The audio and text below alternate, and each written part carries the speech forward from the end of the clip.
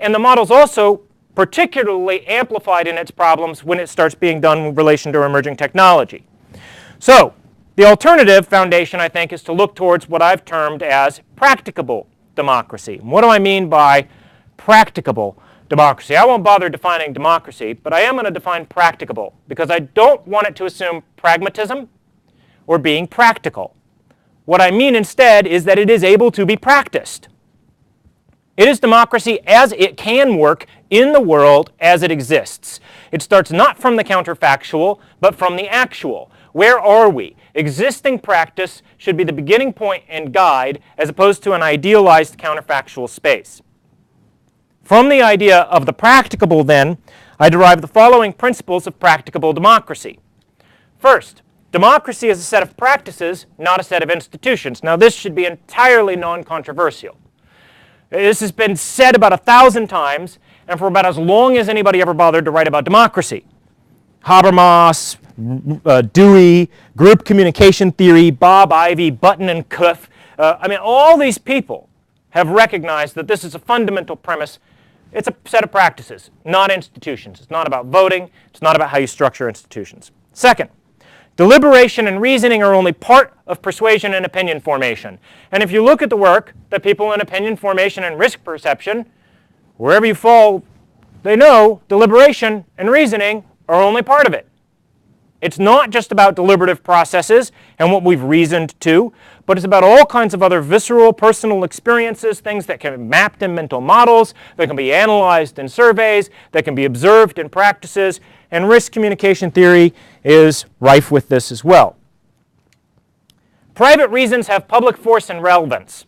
And I'm really glad John Stone came back in the room because I think that one of the great examples of this is the incident with the siting of waste in Pennsylvania Amish communities that he talks about. Was it Indiana? Indiana Amish communities he talks about. Private reasons have public force and relevance. I won't attribute this to you, but when I heard John tell the story of people who were going into community centers and going, oh no, we have to save the Amish. We can't site this on their land. They're so poor and so on. This is articulated as a public reason. It's articulated as a public reason. But the articulation of public reason is often a way of not having to articulate the private reason that actually has public force and relevance. What is the investment of the person who makes that argument in stopping that policy? Now, one of the problems of the idea of public reason is not only do people purposefully obscure private reason with public reason, but it has an enormous presumption of self-transparency that psychologists have told us since the beginning of psychology isn't particularly sound. It is the assumption that one knows one's reasons for believing something, which even really smart, self-aware people oftentimes don't. Democracy also is often rowdy, and Ivey's the person I'll attribute this, although Crowley and Hicks have both talked about this as well. Democracy isn't about everybody being passionless and sitting around having a good reasoned argument, looking at the evidence. It gets rowdy. People get invested. They care, right? They get angry. And that's how actual democracy works, and has always worked. If you look at the studies of how ancient Greece and the Agora worked, it wasn't people sitting around going, I think you're right. That's an interesting point. Right? It's rowdy, and that rowdiness is why, in part, it functions when it does. Because it allows for investment, it allows for passion, it allows for people to care and to express that caring, which is also, again, invested in the notions of private reasons. Additionally, rules and structures have deliberative and persuasive force in themselves. Rules and structures have deliberative and persuasive force in themselves.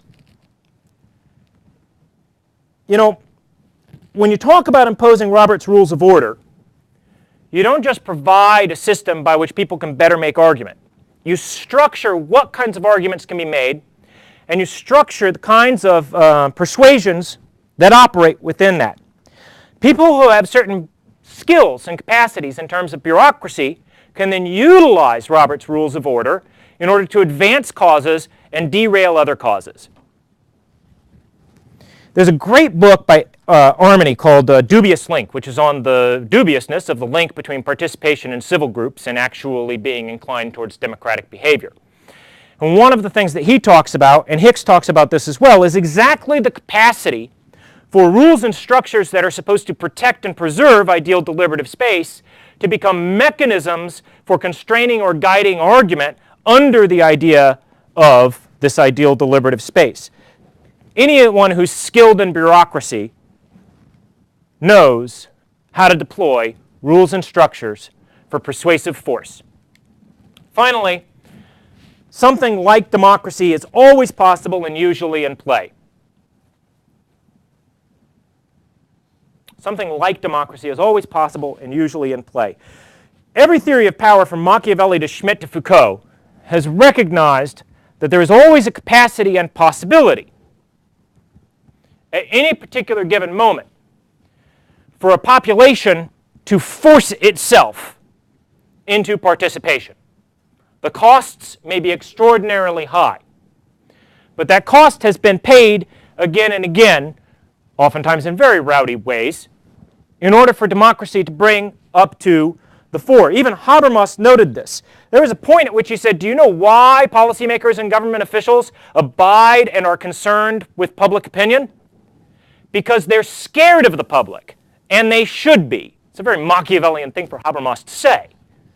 But they're scared of the public because publics, even minorities, can have enormous impacts on government. But they don't have it through very sanitized systems of rules and structures. They usually have it more by being rowdy.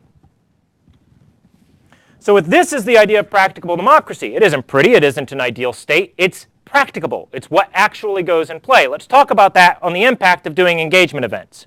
First, site selection.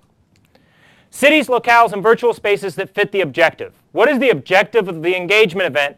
Cite it on the basis of the objective. And I'll talk about specific applications to our NERT after I finish the general ideas. Second, utilize existing venues for select or diverse populations.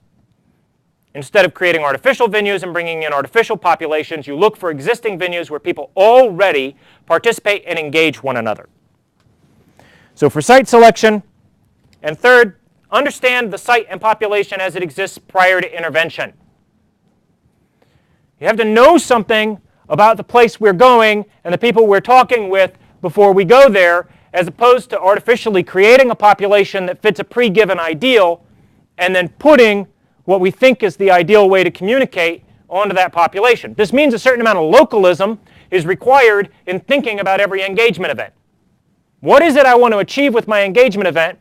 What are the existing venues that are best suited, not ideally suited, but best suited for that objective? And what is everything I can know about them before I go in order to achieve that objective with the engagement event? Information framing. First, focus on the media and formats normally used by the audience. Don't provide newspapers to audiences that normally receive TV. Don't provide TV to audiences that normally receive web. Use existing materials when appropriate. There are existing public materials available on nanotechnology, television, newspaper, etc. If we want to understand how the perceptions are formed, we can understand it on the basis of exposing people to the existing materials. Finally, simulated materials should mirror the population's chosen sources. Whatever source that population is most likely to utilize in their actual forming of opinion should be the kinds of materials we simulate if we make artificial or simulated materials. And finally, accept bias as a normal condition. The idea of perfectly fair and balanced information is not the normal condition. Accept bias. And let audiences seek information independently, because they do. One of the interesting things that come out of some of the public engagement events is that audiences are actually pretty good. Most audiences are pretty good at saying, you know, I really want this piece of information. Where's this piece of information? And a lot of them do have information resources that they'll deploy, a variety of different types, in order to seek that information. Deliberative methods, then, whatever exists at the sites. This is a minimal interference model of engagement. What are the deliberative methods that those people use at that site? And any rationale or judgment model actually used is presumed to be valid. Start